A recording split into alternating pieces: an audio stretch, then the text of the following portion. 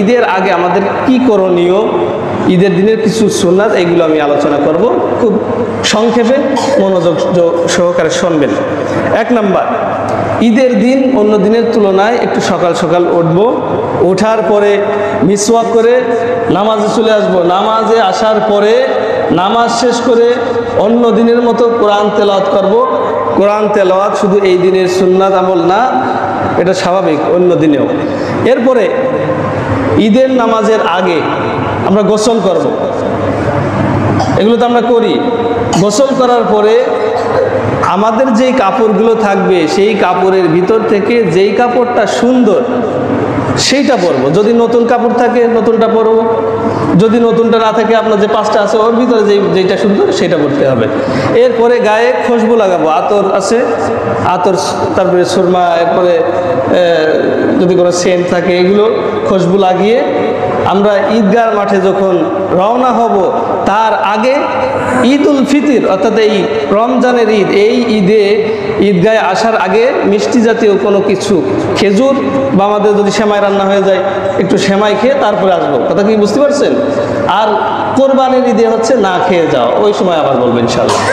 তা এই ঈদে কিছু খেয়ে তারপরে আমরা রওনা হব। রওনা হওয়ার সময় আমাদের তাকবীর বলতে বলতে রওনা হতে হবে।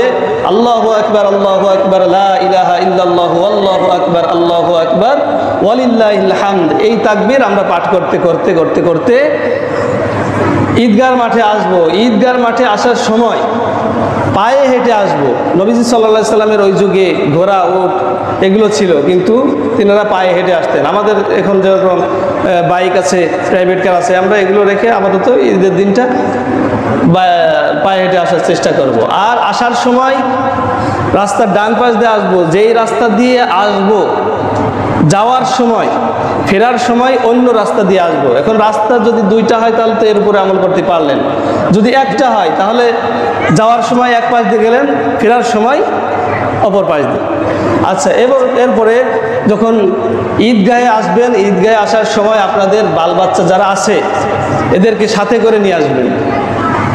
কথা কি বুঝতে পারছেন? ছেলে হোক মেয়ে হোক, ওরা এখানে আসে আনন্দ করবে, হাসি খুশি ঈদ উদযাপন করবে, এটাই স্বাভাবিক। গত ঈদে দেখা গেছে যে নামাজের সময় একটু হাসাহাসি করার কারণে একটু চিল্লাচিল্লি হয়েছিল, পরে এগুলো করবেন না। এই ঈদের দিনটা ওদেরকে একটু ছেড়ে দেন, এগুলো করতে দেন। বাচ্চাদেরকে সাথে করে ঈদের মাঠে নিয়ে আসবেন। নবীজি সাল্লাল্লাহু আলাইহি সাল্লামের জামানায় মহিলাদের জন্য আলাদা এই ঈদের মাঠের ব্যবস্থা ছিল, জায়গার ব্যবস্থা ছিল, মহিলারাও ঈদের মাঠে আসতো। কথা বুঝতে পারছেন? কিন্তু এখন সেই রকম জামানাও নাই, সাহাবীদের মতো আমাদের ইমানও নাই। এই জন্য ঘরে নামাজে পড়ার জন্য উৎসাহিত করা হয়। কথা বুঝতে পারছেন? এই জন্য আমরা বাচ্চাদেরকে ঈদের মাঠে নিয়ে আসবো। ঈদের মাঠে যখন নামাজ শেষ হয়ে যাবে